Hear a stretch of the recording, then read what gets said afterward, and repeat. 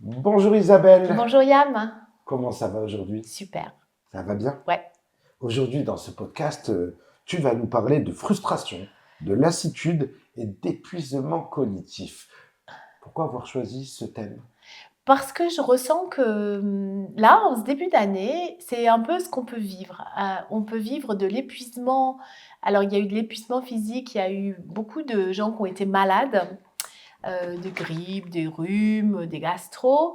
Donc ça crée une forme d'épuisement physique, mais je sens aussi qu'il y a comme une lourdeur, beaucoup de frustration là en ce début d'année.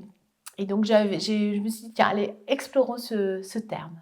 Justement, est-ce que c'est pas souvent difficile, un début d'année, un mois de janvier, quand tout le monde a passé sa fin d'année, son bilan, euh, tu parlais des maladies hivernales, et en plus, bah, en général, on fait le tour des familles, on a beaucoup de rendez-vous, enfin, on a un planning très chargé, les fêtes de Ouais, Noël, ouais. et parfois un bilan un peu mitigé sur ses résultats professionnels, ou quoi, comment on... Ben oui, je vois beaucoup, tu vois, d'injonctions à faire le bilan de son année 2025. Qu'est-ce que tu veux pour 2026? Et alors en fait, c'est un petit peu comme la rentrée scolaire. T'as pas fini ton année que tu dois déjà te relancer dans des projets. Alors pour moi, c'est une continuité. Tu vois ce que je veux dire? Je vois pas pourquoi, parce que tu changes d'année. Du coup, c'est comme, on dirait qu'il faut remettre une grosse énergie, beaucoup de courage, des projets ambitieux. De grandes résolutions. Oui, alors quand on arrête les résolutions une semaine après les avoir prises, donc je sais pas, je me dis, mais pourquoi finalement on fait le bilan et si on faisait le bilan tout au long de son année, tu vois, tous les mois, tu fais ton bilan de ton mois et puis tu vois tu le sais assez vite ce qui a marché, ce qui n'a pas marché. Il n'y a que quand on a des grosses opérations, tu vois, bah, par exemple, tu fais un challenge ou tu fais une sortie d'un clip, après tu vas aller regarder, on va dire, les métriques. Mais je trouve que de séparer comme ça, parce qu'on change d'année, c'est un peu contraignant. Et il y a une ambiance un peu morose, je trouve aussi. Il y a ce qui se passe dans le monde, bien sûr, qui peut avoir de l'impact sur notre monde intérieur. Et cette frustration, on n'en parle pas trop parce que c'est pas un terme qui est très utilisé. C'est pas fun hein, de parler de frustration et de lassitude, mais ça m'évoque de la lourdeur, de l'irritation, voire peut-être même de la colère, tu vois. On est un peu, ça frictionne l'irritation. D'un point de vue psychologique, c'est quoi vraiment la frustration? Alors, tu t'es fixé un objectif, un grand désir.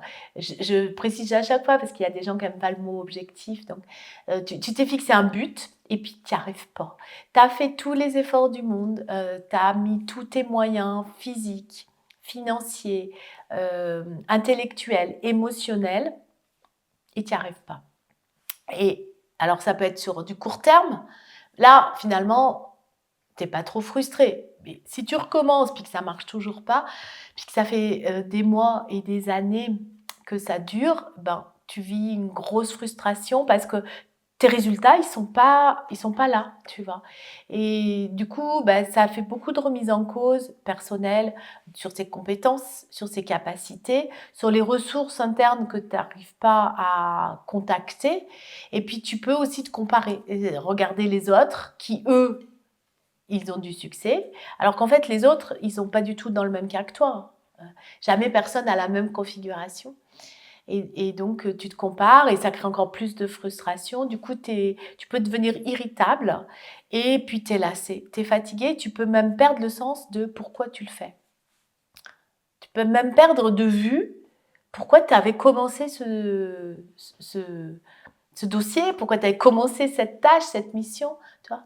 Ne plus y voir de sens ou oublier la motivation première? Ben ouais, ouais, tu peux, t'es épuisé. Imagine, je compare beaucoup au monde du sport parce que c'est un peu plus parlant, mais la personne, elle s'est entraînée, entraînée, entraînée. et puis elle ne peut pas finir sa course. Tu vois. Elle n'arrive pas à finir ou elle finit dans les derniers, alors que quand elle s'était entraînée, elle était top. C'est dur.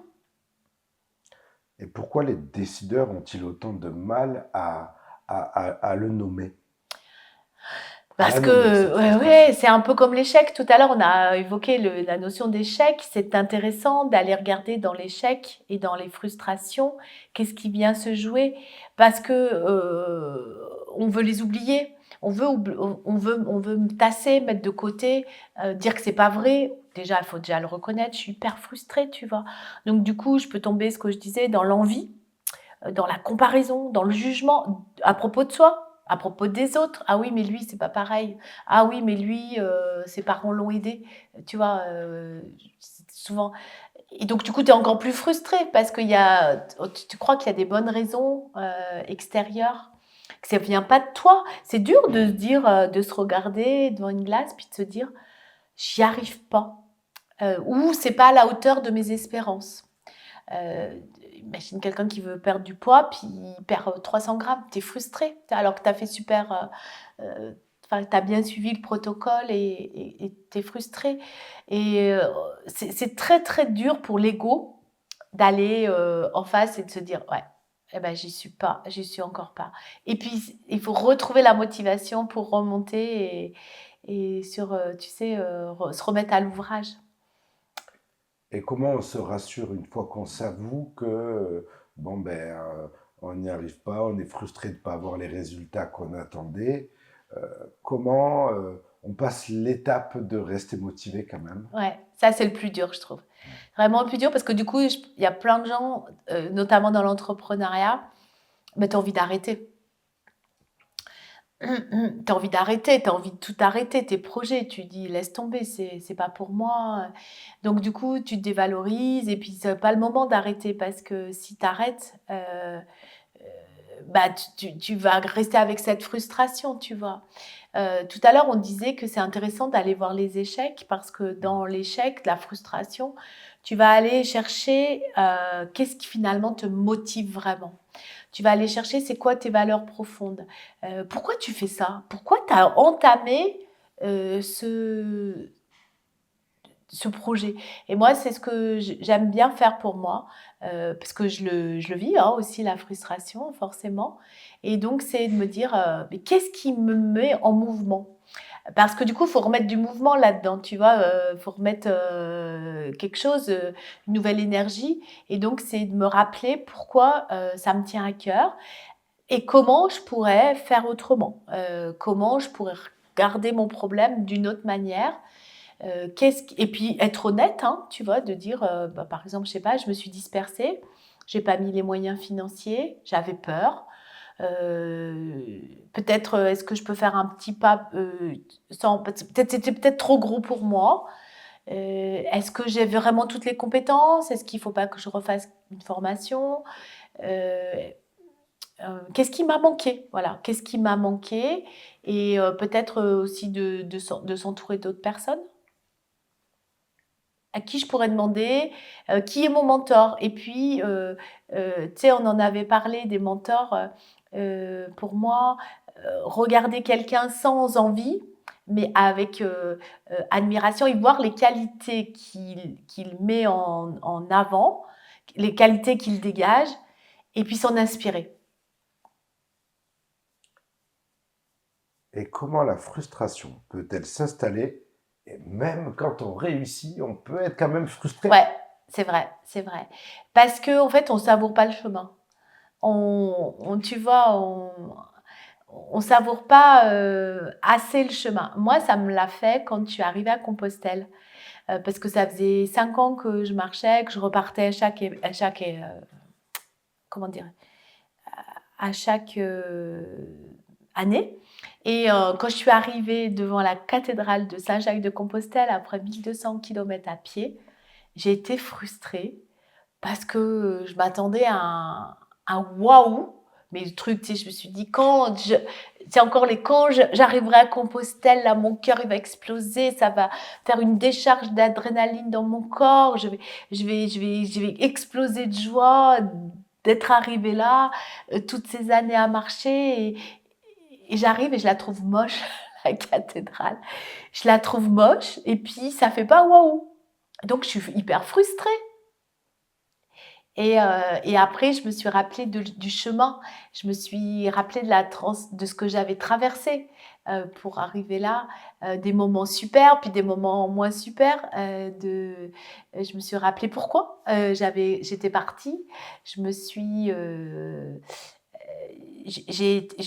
et après, quand je suis rentrée dans la cathédrale, je l'ai trouvée belle. Donc, en fait, tu vois, c'est aussi pas s'arrêter aux premières impressions. Et puis parce que j'avais des attentes. J'ai été frustrée parce qu'il y avait un écart entre ce que je m'étais imaginé et ce que je vivais. Parce que je m'étais raconté une histoire. Je m'étais fait un film de quand je vais arriver là, je vais vivre un moment de grâce, d'illumination et de concrétisation d'un projet qui va tant m'apporter. Et cette grâce, je l'ai eue après. Je l'ai eue des mois après parce que j'avais intégré le chemin que j'avais fait. Moi, je voulais que ça soit comme ça, que la transformation, elle se fasse, tu vois, paf, un éclair, quoi. Et en plus, on dit des fois, ne te préoccupe pas de quand. Là, le quand, il était quand j'arriverai à Compostelle. Et pour un décideur, réussir son objectif et puis finalement, bon, ben, ça ne le stimule pas plus que ça. Ben, peut-être parce qu'il va se dire, j'aurais pu avoir de plus grands Ouais, objectifs, ou il va comparer avec, je sais pas, notre décideur d'une encore plus grosse boîte qui vient d'avoir un contrat international, ouais, alors que lui, il vient d'avoir un contrat national qui est déjà super. ouais. Mais cette frustration, est-ce que c'est pas le début des symptômes de la lassitude? Oui, mais tellement. Et puis, il y a aussi le fait que, du coup, il a oublié pourquoi il avait fait ça, tu vois. Et il y a deux choses qui me sont venues quand tu parlais. Euh, on dit parfois qu'on est sous le joug de patterns. J'ai pas le mot en français de structure interne, de conditionnement, de schéma. Et l'un qui peut être très fort, c'est la réussite doit demander de l'effort. Et imagine qu'il ait réussi sans justement mettre beaucoup d'énergie, beaucoup d'efforts, beaucoup de moyens. C'est facile. Et il y a pour certaines personnes, la réussite sans épreuves, c'est plat. Ça goûte pas la saveur de la réussite. Tu vois, c'est pas, je me suis pas tant déchirée que ça, je me suis pas tant, euh, tu vois, j'étais pas tant la tête dans le guidon, parce que c'est comme si c'était convenu pour certaines personnes que ça doit être dur, difficile, douloureux, pour pouvoir apprécier à sa juste valeur le résultat. Et donc ça, c'est un driver, on appelle ça un driver, c'est-à-dire une structure qui existe beaucoup, parce qu'on nous a aussi conditionnés à tu dois en baver, la vie c'est difficile, réussir c'est pas pour tout le monde, tu dois mériter. Il y a cette histoire de la méritocratie aussi, méritocratie, tu dois faire des études pour... Et du coup, bah, si tu réussis facilement... alors, il y en a certains qui vont dire, ben oui, parce que tu avais les compétences, ou tu réussis facilement parce que tu as cette capacité intellectuelle, tu vois. Ou tu as eu des événements extérieurs qui t'ont fait porter, quand on dit toutes les planètes étaient alignées. Tu as eu de la chance, voilà, tu as eu de la chance. Hein. Et à long terme, quelles sont les conséquences de cette lassitude dans le temps? Bah, que du coup, il y a plus rien qui te fait vibrer. La lassitude, ça peut être surtout, tout devient comme terne. C'est comme si ton regard, il est plus émerveillé de rien. Tu peux être en joie de voir une fleur éclore, comme tu peux être en joie de gagner 1 million, mais il y a des gens, on le voit bien, il n'y a rien qui va les animer. Ils ont plus de feu. C'était Johnny qui dit donnez-moi l'envie d'avoir envie, donc qui chantait ça. Et on le voit, il y a des chefs d'entreprise ou des cadres, tout est devenu sans saveur, j'ai envie de dire. C'est parce qu'il y a eu beaucoup de frustration et du coup même le réussite, elle n'est pas goûtée. Peut-être c'est aussi parce qu'on n'a pas l'habitude d'abord de valoriser nos réussites. Tu sais, c'est un peu tabou aussi de dire j'ai réussi et de les fêter et s'en féliciter et peut-être même d'en faire des d'en faire des caisses. Ça peut partir parce qu'on a peur de tomber dans la prétention. Regarde-le, l'autre, il est en train de fêter de son succès. Il vient de gagner 500 000 € avec son contrat. Il vient de finir ça. Et regarde, en plus, il invite toutes ses équipes à fêter ça au resto. Alors qu'en fait, le résultat d'une équipe de foot, tu vois.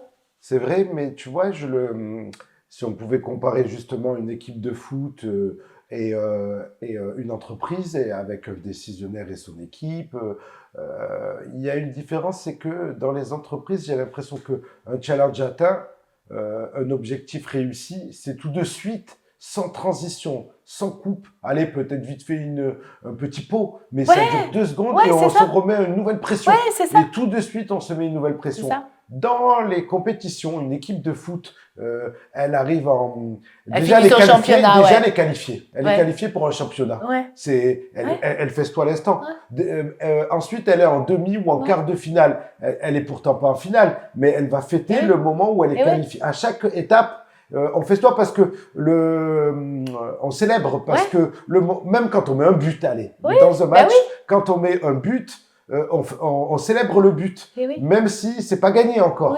Mais c'est déjà un but de vie. C'est souvent quand je veux dire aux gens comment la joie, tu sais, les énergies des émotions, on en avait déjà parlé. La joie, elle fait monter. Regarde dans un stade, on voit bien que c'est de l'énergie. T'as vu quand les gens y mettent un but ou un essai, tout le monde se lève. C'est vrai, les supporters aussi. Et donc c'est bien qu'on a quelque chose qui nous meut. Sans qu'on s'en rende compte, tu vois. Alors que quand on est triste, on fait comme ça. Et donc, je ne sais pas expliquer pourquoi en entreprise, que ce soit des petites structures à la grande structure, on n'est pas là, alors les Américains peuvent le faire, tu vois, avec des shows, des machins. Mais là, peut-être c'est même too much. Mais nous, dans notre culture occidentale, on devrait se féliciter de chaque progression, comme tu le dis, dans un projet. On en est là, les gars, c'est super, allez, on continue. Et puis peut-être aussi de réajuster, ce qui ferait que ça éviterait peut-être cette lassitude de fin où tu arrives, en fait, t'es cramé, quoi. Et ça ramène à ton précédent podcast sur être présent dans l'instant. C'est-à-dire se réjouir de chaque victoire du jour, du moment, et être présent en fait, même si c'est pas encore gagné, mais chaque étape, voilà, pour la vivre aussi. Pour la goûter. Tu vois, la goûter avec tous tes sens, parce que du coup, c'est un moment de partage. Et quand on a comme ça, mettons des steps à passer, je sais pas ce que ça peut être. Tout à l'heure, on parlait que j'ai postulé pour un prix, pour un projet qui me tient à cœur. Eh bien, là, j'attends le résultat le 29 de savoir si je suis sélectionnée. Si je suis sélectionnée, je vais déjà goûter cette première sélection. Après, c'est pas gagné parce que dans les 7, ils vont en prendre 2. Mais je vais préparer mon ma deuxième étape. Je me suis mis dans l'idée de la deuxième étape, mais je sais pas encore la première, elle est pas passée. Mais je peux te dire que si la première, elle est passée, je vais être trop contente. Et puis ensuite, il y a un niveau national, step by step, quoi. Il y avait j'ai un coach que j'entends, François Lemay, qui justement a fait ce défi de méditation, qui disait qu'il a gravi le Kilimandjaro et que le guide, il paraît que les 2 derniers jours sont très très durs au Kilimandjaro parce que c'est très très très physique. Et il disait tout le temps peler à petits pas, doucement mais sûrement, tu vois. Et puis quand tu fais comme ça une épreuve sportive, je peux dire que quand tu vis l'étape du soir, c'est déjà cool, quoi. Et cette fatigue décisionnelle, elle ressemble à quoi? Quand on arrive après la frustration, à la lassitude, euh, on est dans un état de fatigue décisionnelle, c'est ça? Ouais, fatigue cognitive, tu vois, c'est-à-dire que déjà, bah là, la clarté est plus là, donc c'est le brouillard. Il y a plus de motivation, il y a plus d'envie, il y a plus de désir. C'est un petit peu, je dirais, ce qui me vient, je vais le dire, hein, c'est perte de libido, plus d'élan créateur, plus d'élan, plus de pulsion de vie. Et ça peut aller très loin, hein, ça peut aller jusqu'au. Donc, il peut y avoir tu sais, les grands termes, là, bore-out, burn-out, euh, burn-out, donc tu peux être brûlé, tu peux t'ennuyer, finalement, tu peux t'ennuyer dans ton propre business. Parce que tu te fais suer, quoi. Toujours pareil, justement, tous les mois, remettre des objectifs, toujours les mêmes Ouais. projets. Et euh, perte de sens, voilà, perte de sens. Et donc, ça peut provoquer de l'irritabilité, des colères, des gens qui vont péter les plombs ou des gens qui vont être taciturnes, mutiques, qui vont faire de la fuite. Alors là, la fuite, elle peut être de tous ordres. Elle peut être encore travailler plus. Elle peut être dans toutes les addictions qu'on connaît. Donc, pour moi, travailler plus, c'est une forme d'addiction. Elle peut, tu peux t'abrutir, tu vois, tu peux scroller, tu peux, oui, ça peut entraîner une grosse fuite. Parce qu'on ne retrouve pas, euh, on n'en a jamais parlé ici, mais il y a une énergie des énergies qui nous animent, ce sont les archétypes, tu vois, le voyage du héros, et il manque l'innocent. Tu vois, l'innocent du départ et le comique, tu vois, le jeu. Oublions pas que c'est un jeu. On joue à être chef d'entreprise. Peut-être on se prend trop au sérieux aussi quand on est dans cet état-là. Tu vois, t'as tellement été dans ce personnage que tu as euh, comme dans Camelot, le héros, il est complet désabusé.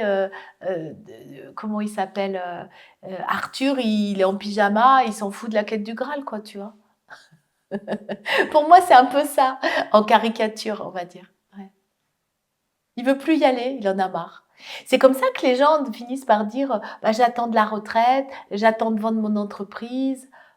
C'est un peu. Finalement, c'est un peu dire bah, ça sera mieux demain une fois que j'aurai arrêté. Est-ce que on peut se dire que le, le meilleur remède pour, pour éviter de tomber dans la frustration, dans la lassitude, dans cet épuisement cognitif, c'est c'est de garder un engouement à chaque étape, de rester aussi dans un jeu, Oui, de s'amuser ben oui, finalement, même si on est très sérieux, on est en bien costume, sûr, on fait des grandes oui, ben réunions, oui, on emploie des grands ouais, mots, c'est ça. mais ne pas oublier que, bon, on est dans une Ouais, chose un peu théâtrale. mais oui, c'est ça. Et puis aussi, c'est se perdre de vue, tu vois, soi-même. Du coup, on n'est plus en amour avec soi. C'est-à-dire qu'on n'est plus en amour de qui on est. On se rappelle plus qu'on est ça, qu'on est la joie, qu'on est la vie, qu'on est le jeu, qu'on est l'enfant qui joue et puis qui avait des grands rêves, tu vois. Et, et du coup, ouais, peut-être on s'est trop pris au sérieux. On s'est trop pris au sérieux dans le jeu de la vie. Et du coup, bah, c'est de ramener un petit peu ce truc. Et c'est très difficile. Et c'est là que, excuse-moi, c'est là que les professionnels peuvent aider. Enfin, je veux dire, il faut se faire accompagner quand on est là, tu vois. Parce que il y a un grand moment de solitude. Encore une fois, il n'y a pas d'espace pour en parler, peut-être. Et en plus, si tu fais semblant, imagine, tu dis, allez, je fais semblant que ça va bien, puis que ça va pas. Bah, du coup, il y a un écart entre ce que tu vis et ce que tu montres. Donc, du coup, tu peux pas tenir ce grand écart très longtemps. Est-ce que tu as eu beaucoup d'accompagnement où le profil de la personne était dans ce cas de figure. Est-ce que Ouais. c'est un cas de figure qui est courant? Oui, c'est très commun. Oui, c'est très commun. Puis après, c'est aussi cette fatigue cognitive, bah, c'est toutes les pensées. Tu vois, c'est le mental qui prend toute la place. Et puis du coup, encore une fois, l'histoire qu'on se raconte à propos de ça.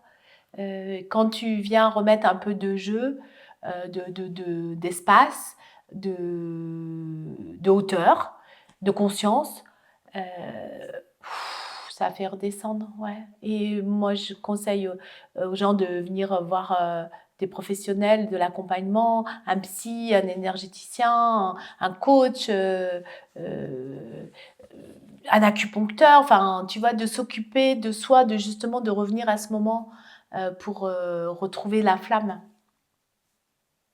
Merci beaucoup Isabelle, Merci à toi. merci pour ce partage, cette réflexion et cette expertise sur ce sujet. Merci.